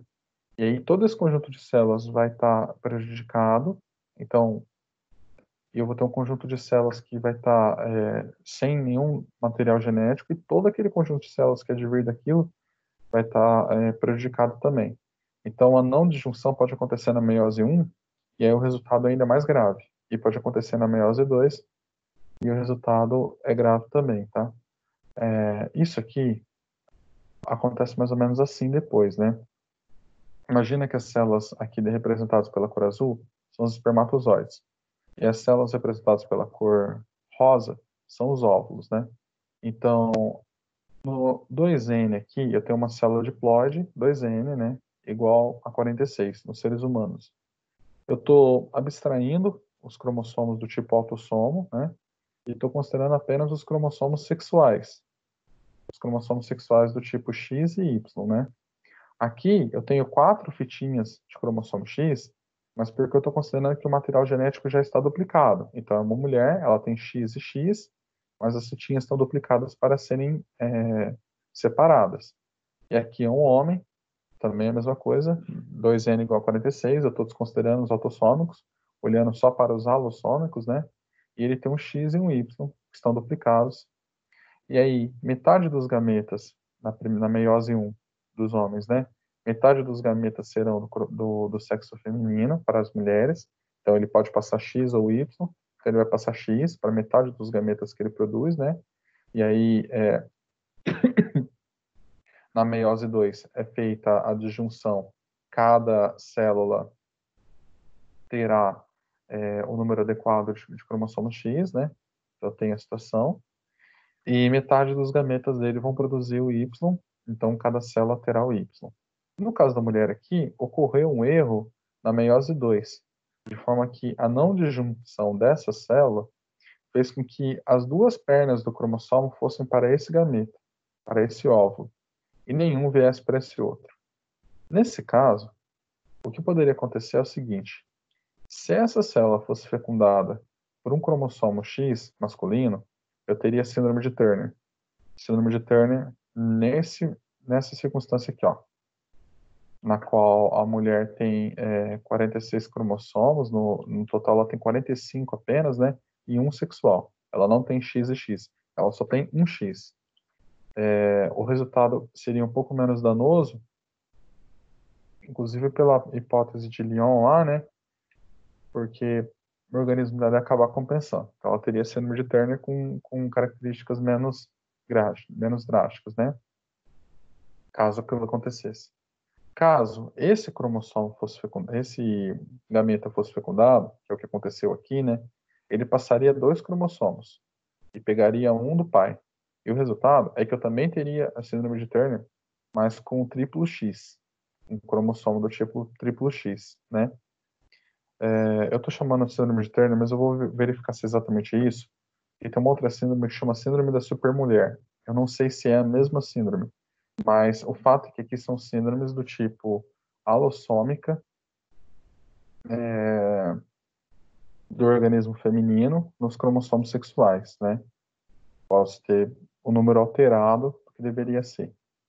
Outra circunstância seria se essa célula aqui fosse fecundada por essa célula, do tipo Y.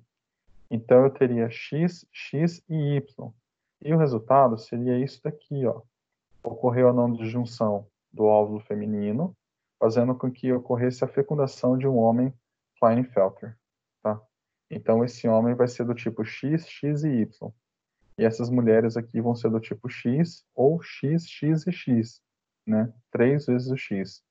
Em ambos os casos, eu tenho anomalias genéticas que são do tipo numérica, mais de cromossomos sexuais. Então, são síndromes muito específicas, né? Na síndrome de Turner, que é aquela que acomete as mulheres, eu tenho algumas características biológicas marcadas com relação à própria estrutura corporal. Eu vou abrir uma figura para vocês para a gente falar a respeito, né? Eu vou abrir a descrição para a gente falar a respeito. Na síndrome de Turner, eu também tenho algumas características corporais marcadas, mas, sobretudo, eu tenho características psicológicas, assim. Pode acontecer o rebaixamento cognitivo em algum nível, tá? O déficit intelectual pode acontecer em algum nível, e esse nível pode ser muito baixo, muito pequeno, fazendo com que a vida da pessoa seja praticamente normal. Então, ela vai conseguir estudar, vai conseguir funcionar normalmente. Mas eu tenho duas condições relacionadas à reprodução. Normalmente, o amadurecimento biológico dessas pessoas, com Turner e Klinefelter, elas vão ser diferentes. Então, assim, as mulheres vão ter os ovários pouco desenvolvidos, o próprio útero pouco desenvolvido, e o resultado é que elas vão ter baixa fertilidade, baixa probabilidade de terem filhos. Nos homens, ocorre também o mau desenvolvimento do aparelho reprodutivo, né, pênis e testículos, de forma que os homens também vão ter baixa possibilidade de reprodução, ou beirando quase nenhuma, né, possibilidade. Então, não haverá condições, né, de reprodução. Então, de saída, isso pode acontecer. Quando eu estava lá em Ribeirão Preto, eu atendi um casal que tinha problemas de fecundação, e eu estava trabalhando no hospital na época. E o objetivo deles não era nem procurar o psicólogo, era procurar o médico para que fosse feito um tratamento para fertilidade, né? E eles queriam ter um filho. E nesse tratamento foi descoberto que o moço, ele tinha a síndrome de Klinefelter, o moço desse casal. E ele tinha passado a vida inteira dele sem saber que tinha a síndrome, e ele foi descobrir isso no ato do casamento, dado visto que as características expressadas no corpo dele eram características, assim, mais atenuadas, tá? Então, é uma circunstância.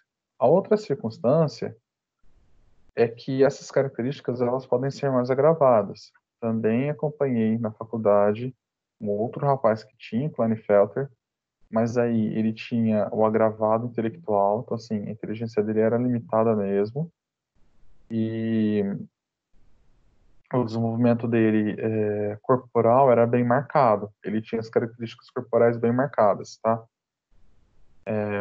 Esse estudo está na seção 3.3, eu vou trocar a tela com vocês aqui para mostrar a apostila e o slide para vocês estudarem, a unidade 3, tá? 3.3, abre o curso, web aula. Deixa eu ver se eu tenho as características aqui. Se eu não encontrar as características na figura da apostila, eu abro o navegador para a gente olhar.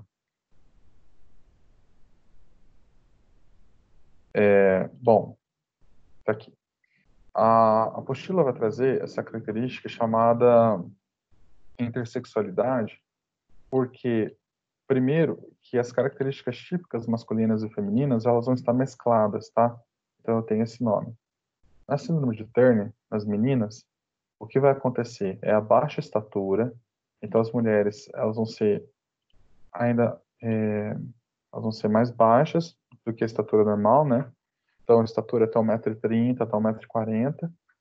O corpo se assemelha ao corpo de uma ginasta, no sentido de que elas vão ter o ombro ligeiramente mais largo do que o quadril, o que não é esperado numa mulher adulta, né? Uma mulher adulta é esperado que o quadril seja mais largo que os ombros. Então, nesse caso, os ombros são mais largos que o quadril. E eu tenho um feixe de musculatura no pescoço bem marcado, fazendo o que é chamado de forma vulgar de pescoço alado. Então, tem um pescoço bem largo, e essa característica, ela é uma característica bem evidente, tá? Então, na síndrome de Turner tem essa condição. Deixa eu ver se eu tenho uma figura. Tá aqui. Síndrome de Turner, tá? Então, eu tenho o pescoço largo, o ombro largo também, mais largo do que o quadril, né? As juntas normalmente apresentam problemas nos ombros, né? Apresentam problemas nos ombros, nos joelhos também. Eventualmente, eu tenho manchas pelo corpo, né? Feridas pelo corpo. Então, isso fica bem marcado. Tá? O pescoço sempre mais largo, né? Feridas pelo corpo. E eu tenho desenvolvimentos internos também, que são bem característicos. Então, o sistema reprodutor ele não vai ser desenvolvido por completo, e o sistema cardíaco, o sistema cardiológico, ele também vai ser comprometido. Então, o coração também vai ser comprometido. Normalmente, os mamilos também vão apresentar uma diferença, que eles vão ter uma tendência a estarem na posição mais lateral do corpo. Então, eles tendem a vir para debaixo da axila, né? Bem na lateralidade do corpo mesmo. Então, essa é outra característica típica da síndrome de Turner, né? Então, é uma situação bem marcada. Os ombros ficam largos, né? E ficam semelhantes ao ombro mais masculino, né? Na síndrome de Klinefelter, que é masculina,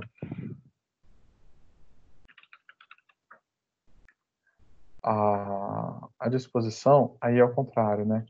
Nos homens, o que eu tenho é o desenvolvimento do pênis, é o micropênis, né? Testículo micro também. As glândulas mamárias, elas chegam a se desenvolver como se fossem mulheres, né? Então, eu tenho desenvolvimento de glândulas mamárias, posso ter até o desenvolvimento de peito, né? De seio, né? Da glândula mesmo. Normalmente, acúmulo de gordura na região lateral do corpo e na barriga, né? Largamento do quadril, o quadril fica mais largo, e estreitamento dos ombros. Outra coisa marcada é a estatura muito alta. A pessoa ela tende a ter uma estatura muito alta, acima de 1,80 m, 1,90 m de altura, né? E a condição genética para isso é exatamente o Klinefelter. Por conta da estatura muito alta, o corpo muitas vezes pode não ter estrutura para suportar o peso, né? Então tem uma tendência a ter problema na coluna e no tórax como um todo, né? Por conta da curvatura que aquilo forma. Tem uma tendência a ter osteoporose ali. E problemas com relação à formação da caixa craniana também, sobretudo na testa, na face, e problemas do desenvolvimento intelectual podem estar apresentados, né? Então tem essa característica. A característica genética seria essa daqui, ó, X, X e Y. Então essa é outra característica possível, né, Klinefelter. O cariótipo seria esse daqui.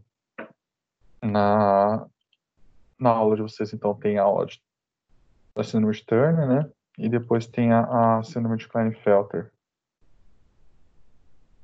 A apostila vai falar de uma condição chamada hermafrodismo, né? Que é uma condição de intersexualidade também.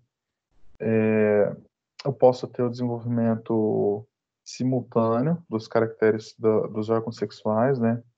Então, nesse caso, eu teria a presença do tecido testicular e ovariano na mesma gônada, na mesma pessoa, né, no mesmo indivíduo, isso por conta do material genético, e isso também garante a característica da intersexualidade, tá? E isso vai estar presente tanto na síndrome de Turner como na síndrome de Klinefelter. Então, o que inviabiliza a reprodução, né? A síndrome de Turner, então, tem essa condição. Outra condição é a condição dos pés. Eles são bem marcadinhos, né? É uma característica bem marcada. Há uma circunstância que veio a público um tempo atrás, que é a circunstância de uma lutadora de judô chamada de Nancy. Ela tem uma síndrome do cromossomo sexual que não acarretou para ela problemas na vida dela, né? Ela tem um desenvolvimento cognitivo perfeito, ela tem um desenvolvimento intelectual perfeito, ela é judoca, faixa preta e foi para as Olimpíadas, né? Foi representar o Brasil nas Olimpíadas. Essa moça aqui, é de Nancy. Ela era militar e num exame antidoping, ela foi barrada porque o nível de testosterona dela era alto demais, né? Ela é muito forte, né? Ela tem a estrutura física muito forte, ela é muito resistente e o nível de testosterona dela estava muito alto. Quando foram investigar o organismo dela, descobriram que se tratava de uma situação mosaico, tá? Para uma condição intersex. Então, assim, a maioria das células do corpo dela eram do tipo X e X, conferindo um estado geral feminino, né? É uma mulher. Mas algumas células do corpo dela eram do tipo X e Y, garantindo a característica mosaica e fazendo com que ela tivesse, né, com que ela tenha mais testosterona. E a testosterona, dentre outras coisas, faz com que a fibra muscular fique mais densa, faz com que a musculatura masculina seja mais forte que a musculatura feminina, né? Então, veja o seguinte, se você pegar uma mulher e um homem do mesmo peso, da mesma estatura, normalmente o corpo daquele homem vai ter mais densidade muscular do que o corpo da mulher, mesmo que eles tenham o mesmo peso, a mesma estatura, por conta da questão hormonal. Então, possivelmente ele vai ser mais forte, porque a fibra muscular dele é mais densa, né? E isso acontecia. Então, diante de uma circunstância dela lutar com alguém do mesmo peso, da mesma estatura, além da técnica dela ser boa, porque ela era faixa preta, tudo, ela tinha uma resistência muito grande e ela tinha uma força muito grande. Ela ainda tem, ela ainda é viva, ela ainda participa de campeonatos e tudo assim. E foram descobrir essa situação intersex exatamente por conta do evento lá no judô. Então, é o que eu disse. Provavelmente vocês vão se deparar com essa síndrome no consultório, porque em termos funcionais afeta a pessoa, mas não afeta substancialmente a ponto dela vir a ter problemas, né? Aqui tem um exemplo dessa situação de síndrome do mosaicismo, que eu já havia mostrado essa figura para vocês para falar do mosaicismo, mas a respeito da situação da Ed-Nancy, né? No próprio organismo, pode acontecer uma alteração genética, um erro numérico genético no processo de desenvolvimento das células, né, no processo de mitose, fazendo com que as células do próprio corpo da pessoa apresentem um mosaicismo, né? Não ocorre lá a disjunção das células nos gametas dos pais, e aí, conforme essas células vão se reproduzindo, elas vão afetar de forma diferente, né? No corpo da pessoa dá um resultado mais ou menos assim. As células, quando elas entram em reprodução, algumas delas vão ter o cromossomo duplicado, outras vão ter o cromossomo reduzido, né? No caso da Dinancy, até onde eu me lembro, eu preciso voltar a ver esse fato,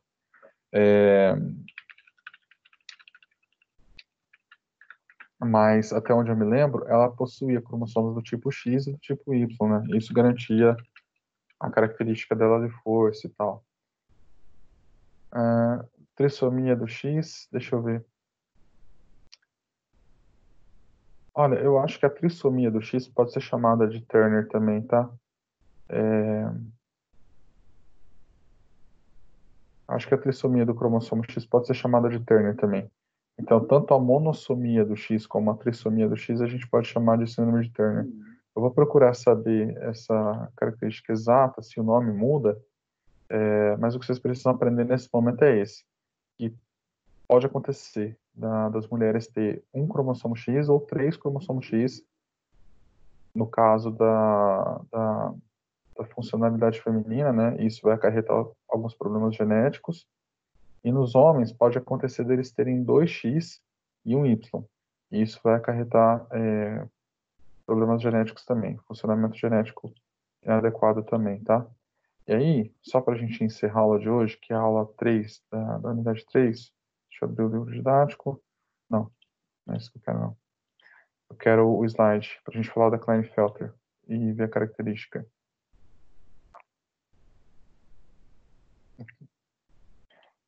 E aí, a outra síndrome que a apostila vai trazer é a síndrome de Klinefelter, na qual o sujeito vai ter 47 cromossomos, sendo um X a mais, né? O resultado vai ser que eu vou ter um aspecto mais masculino, mas também uma intersexualidade, por conta do material genético.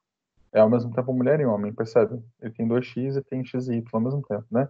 O resultado total, final, é que a pessoa pode se identificar com o aspecto masculino, ela é mais parecida com o homem. Mas a genética dela é uma genética que fica no meio do caminho. Não dá para, de fato, dizer que é uma coisa ou outra, né? Por isso é a intersexualidade. Em questão numérica, né? É uma síndrome que acomete apenas indivíduos de sexo masculino, dificilmente diagnosticada antes da puberdade, exatamente porque lá na puberdade, quando começam os caracteres secundários, é que eu vejo aquelas alterações corporais, como alargamento do quadril, desenvolvimento das mamas, o não desenvolvimento dos caracteres sexuais masculinos, do pênis, dos testículos. Então, quando é criança, é mais ou menos parecido, né? Quando vai crescer para a vida adulta é que tem a diferença. E a comédia, mais ou menos, é cerca de 1 a cada 800 meninos, então é bastante incidente. E como o sintoma pode ser muito leve, pode ser que eu não perceba a vida inteira. Eu tenha a síndrome e não perceba a vida inteira. Normalmente ocorre na meiose materna, né? Na proporção de 1/3 dos casos, na meiose paterna. Então, normalmente é mais por conta da meiose da produção do ovário, né? Dos óvulos femininos. E esse é um caso relacionado à síndrome baseada na idade materna. Então, quanto mais a mãe demora para ter filhos, acima dos 35 anos, 40 anos, maior a probabilidade disso acontecer. A situação corpórea vai ser marcada dessa forma. Então, eu tenho a ausência da calvície frontal, que é uma coisa que é típica nos homens, né? Que até aquela entrada aqui, a testa nos homens ela vai ficando mais larga conforme o homem vai envelhecendo, ele vai ter a entrada aqui, né? No Clonifeto isso não se manifesta. Então, é uma característica. Pouco crescimento de barba ou bigode, pelo facial, que é uma característica sexual secundária, né? Então não aparece. Os ombros proporcionalmente estreitos com relação a dos outros homens adultos, né? Porque isso aqui é uma deposição de testosterona, alargamento dos ombros, alteração óssea nesse sentido desenvolvimento hormonal secundário, né? Desenvolvimento de seios e das glândulas mamárias. Então, as glândulas mamárias podem ser até funcionais, podem até ter leite, então desenvolve como se fossem mulheres, né? Desenvolvimento do quadril, então a estrutura óssea do quadril ela vai se largar. Pelo pubiano com padrão feminino de deposição, né? Os pelos masculinos eles são mais espalhados pelo corpo. As mulheres eles são mais concentrados, então tem aquela mesma concentração. Braços e pernas mais longos, se comparados a indivíduos de desenvolvimento típico, né? E testículos e pênis não desenvolvidos, exatamente porque é uma característica secundária, né? Então, isso aqui acaba afetando. O que nos interessa é que, principalmente, em alguns casos, ocorre o baixo QI, né? Na maior parte dos casos, a inteligência é normal, mas em algum porcento dessas pessoas acontece o baixo QI, e é quando mais ainda a gente vai precisar de apoio, né? É óbvio que tudo isso gera uma questão emocional. A pessoa que tem essa síndrome, ela precisa de apoio emocional, ela precisa aprender a lidar com o próprio organismo e lidar com a própria circunstância, né? Então, no consultório a gente vai acabar encontrando. E a questão da inteligência também é uma questão a ser considerada, né? Então, eu acho que é isso a respeito da aula 3.3, quando a gente começa a falar da intersexualidade. Eu acho que é isso que a gente precisa lidar para a aula de hoje. As condições de intersexualidade, né? Que seriam as síndromes numéricas dos cromossomos sexuais, né? Eu acho que é isso, pessoal. Deixa eu ver se tem alguma figura que eu não mostrei para vocês, que a gente precisa conversar ainda hoje.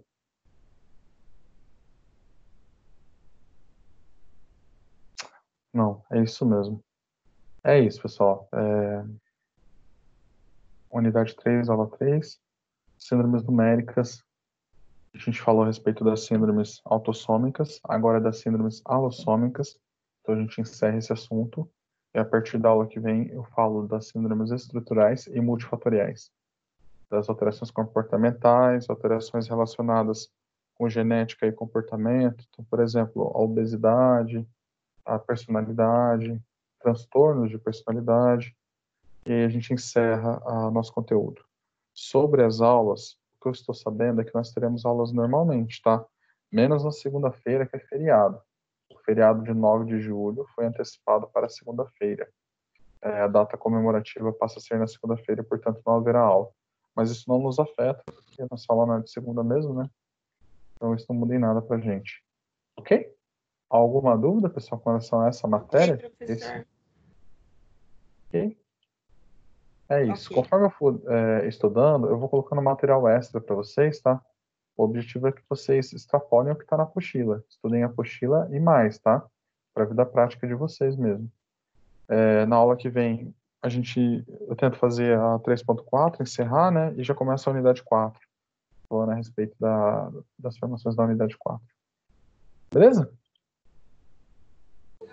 Beleza, professor. Beleza, professor. Obrigado, professor, amigos. Bom final de semana. Professor Bom também. final de semana para todos. Tchau. Tchau, professor. Tchau, professor. Tchau, tchau. Obrigado pela atenção. Boa noite.